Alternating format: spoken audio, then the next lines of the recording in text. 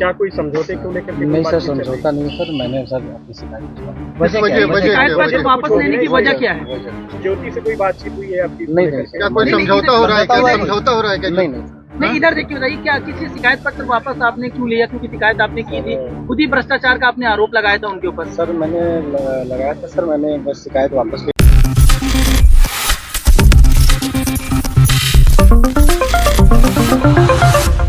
Next 9 news में आपका बहुत बहुत स्वागत है। मैं हूं आपके साथ अबरारुल हक रहमानी। मुद्दा आज का हम एक बार फिर से चर्चा करेंगे दर्शकों उस बात की जिसको लेकर लगातार हम ये अपडेट आप तक पहुंचा रहे थे कि आलोक कुमार मौर्य और ज्योति मौर्य के बीच जो विवाद चल रहा था, आखिर ऐसा क्या हुआ कि आलोक कुमार मौर्य ने अपने उन तमाम आरोपों को वापस ले लिया। इस पर सभी ये समझना चाह रहे हैं, क्या एक तरीके का दबाव था, क्या कोई जो है परिवार के ऊपर प्रेशर बनाया जा रहा था, इस वजह से आलोक कुमार मौर्य को मजबूर होना पड़ा। ये तमाम बड़े सवाल हैं जिनको आप समझते हैं इस खास जो है चर्चा में। मेरे साथ पांशी मौजूद है। इस समय जिस ढंग से हम देख रहे थे, ऐसा लग रहा था कि मामला और भी ज़्यादा बढ़ेगा, आलोक कुमार मौर्य जो है और कई बड़े सबूत पेश कर सकते हैं, लेकिन ऐसा लगा कि उससे पहले ही ये पूरा मुद्दा पूरी तरीके से आप कह सकते हैं कि आलोक कुमार मौर्य ने जो एक वापस लिया और फिर ज्योति मौर्य जो है वो पूरी तरीके से बाइज्जत भरी इस समय होती नजर आ रही है। तो इन तमाम सवालों को देखते हुए आपको क्या लगता है कि क्या ऐसी वजह रही होगी, क्या ऐसी मजबूरी रही होगी कि आलोक कुमार मौर्य वीडियो जारी करके सारी बातें कहते नजर आए? देखिए अबरार, जिस तरह से आलोक मौर्य ने जांच कमेटी के सामने जाकर यहाँ पर जो पत्र सौंपे हैं, शिकायत पत्र सौंपे हैं और उन शिकायतों को उन्होंने वापस ले लिया है, तो वाकई में यहाँ पर सवाल कई तरीके के खड़े होते हुए नजर आ रहे हैं। क्योंकि दावे तो ये किए जा रहे हैं कि आलोक मौर्य ने जहाँ एक तरफ केस को वापस ले लिया है, जो भ्रष्टाचार के आरोप उन्होंने ज्योति मौर्य पर लगाए थे, वो आरोप जिस तरह से लगाते हुए नजर आए थे और अब खुद ही अपने कदम पीछे खींचते हुए नजर आए हैं। तो सबसे पहला सवाल तो यहाँ पर यही उठता है, क्योंकि ज्योति मौर्य ने भी परिवार के सदस्यों के खिलाफ और आलोक मौर्य के खिलाफ मुकदमा दर्ज कराया था दहेज उत्पीड़न का। प्रयागराज के फैमिली कोर्ट वह पहुंची, लेकिन इसके बाद देखा गया कि ये मामला दिल्ली हाई कोर्ट तक पहुंच गया। लेकिन अब ये कहा जा रहा है कि ज्योति मौर्य कहीं ना कहीं मुकदमा वापस ले सकती हैं। तो इसके बाद यहाँ पर अब एक सवाल यही निकल कर आया, क्या आलोक मौर्य और ज्योति मौर्य एक बार फिर से सुलह करेंगे? अगर सुलह नहीं होती है तो क्या आलोक मौर्य के मन में एक डर सताया हुआ था, क्योंकि यहाँ पर परिवार के सदस्यों के खिलाफ केस दर्ज हुए हैं, तो कहीं ना कहीं परिवार की खातिर भी यहाँ पर आलोक मौर्य को फैसला लेना पड़ा होगा। क्योंकि यहाँ पर हमने ये भी देखा कि ज्योति मौर्य की जो जेठानी है शुभ्रा मौर्य, वह भी शिकायत करती हुई नजर आई, एफआईआर दर्ज कराती हुई नजर आई और उन्होंने भी परिवार पर यही आरोप लगाए दहेज उत्पीड़न के। तो ऐसे में देखा जाए कहीं ना कहीं एक डर जरूर सताया होगा आलोक मौर्य को। और ऐसे में आलोक मौर्य ज्योति मौर्य पर जो आरोप लगाते हैं कि उनका affair home guard commandant Manish Dubey के साथ चल रहा है, तो इसके दौरान यहाँ पर यह सवाल भी खड़े होते हैं कि आखिरकार उस छवि का क्या? एसडीएम है ज्योति मौर्य और दूसरी ही तरफ आलोक मौर्य पर अगर बात की जाए तो परिवार को बचाने के लिए कहीं ना कहीं ये फैसला लिया जा सकता है, या फिर यूं कहा जाए अपनी जुड़वा बेटियों की खातिर।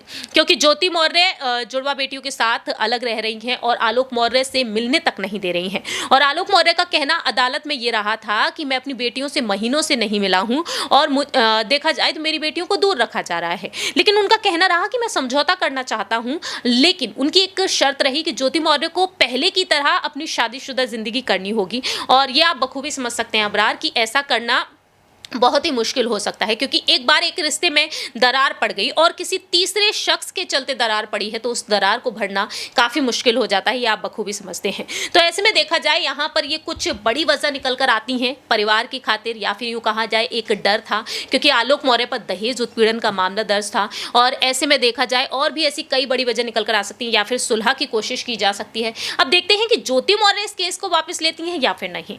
बिल्कुल, जो है आलोक कुमार मौर्य ने एक तरीके से ये बयान दे करके एक नई हलचल पैदा कर दी है इस पूरे मामले में। लेकिन सवाल ये है कि ये जो आरोपों का वापस लिया जाना, क्या इससे ये माना जाए कि अब ये दोनों जो एक साथ रहेंगे या फिर मात्र जो है केस को ख़त्म करवाया गया है? क्योंकि अब तक इस तरीके की बातें जो है निकल करके सामने नहीं आई है कि आरोपों को वापस लेने के बाद अब जो है ज्योति मौर्य और आलोक कुमार मौर्य एक साथ रह सकते हैं। क्योंकि ज्योति मौर्य के अगर पुराने बयानों की अगर हम बात करें तो उन्होंने साफ तौर पर कहा था कि वो अब अलग होना चाहती हैं, किसी भी ढंग से वो साथ रहने को राज़ी नहीं थी। थी। तो क्या अब इस तरीके की स्थिति बन सकती है, क्योंकि अब कयासाराई भी की जा रही है कि अगर आरोप वापस लिए गए हैं तो जाहिर सी बात है कि ज्योति मौर्य भी कहीं इस बात पर सहमति जो है बनाती नजर आए। देखिए अबरार, जाहिर है कि सहमति बनाती हुई देखी भी जा सकती है, नहीं भी देखी जा सकती, क्योंकि एक रिश्ते को दूसरा मौका, पहला मौका देना ज़रूरी भी होता है। तो शायद यहाँ पर अपने रिश्ते को वह मौका देना चाहें, लेकिन वैसे देखा जाए आलोक मौर्य ने ये बातें कही थी कि लंबे वक्त तक उनके रिश्ते में दरार रही और आखिरकार चलकर ये फैसला लिया गया, तलाक की अर्जी दाखिल की गई। तो ऐसे में देखा जाए आलोक मौर्य फिर भी समझौता करने के लिए तैयार हैं।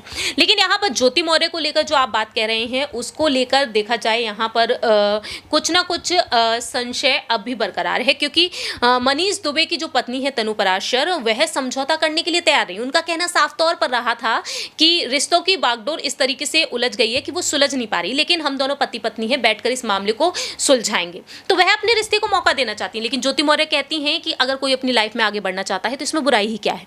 तो ऐसे में उनके इस स्टेटमेंट पर रुक किया जाए और मनीष दुबे की मैरिड लाइफ पर रुक किया जाए, तो जिससे कि ज्योति मौर्य को कुछ भी हासिल नहीं हो रहा है, तो ज्योति मौर्य पर यही विकल्प बचता है कि अपनी शादीशुदा जिंदगी को वह बचा लें। अगर नहीं होता है तो जाहिर है कि दोनों अलग अलग रहते हुए नजर आएंगे।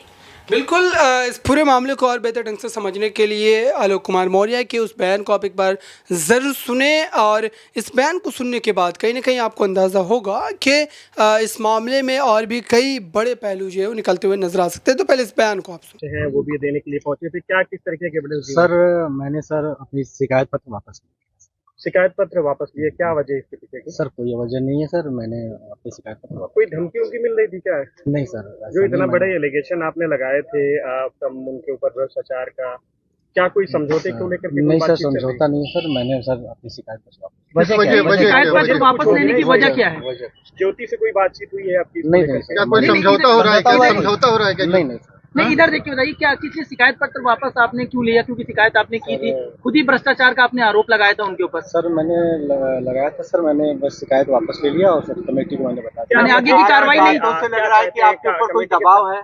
नहीं सर। क्या वो पीसीएस अधिकारी है, इस वजह से लग रहा हो कहीं उनकी लॉबी जो है वो आपके ऊपर दबाव डाल रही हो? नहीं। ये बताइए, अपनी शिकायत, एक मिनट, शिकायत पत्र वापस लिया है या अपनी जो शिकायत थी उससे मैंने अपनी शिकायत नहीं, गलत थी आपकी शिकायत जो थी? नहीं, शिकायत सर मैंने जो था मैंने वापस सबूत नहीं थे आपके पास? आपने कहा नहीं, क्या लग रहा है कि शिकायत जो थी? क्या ये पारिवारिक न्यायालय में जो मामला है, तलाक पर आरोप लगा रहे हैं, तो सबूत नहीं थे? बड़े एलिगेशन आपने लगाए और अब नहीं सर, मैंने सर दे दिया सर को लिख के, मैंने शिकायत अपनी वापस। बिना सच के जांच कमेटी ने क्या कुछ कहा है? जांच कमेटी ने क्या कुछ कहा है?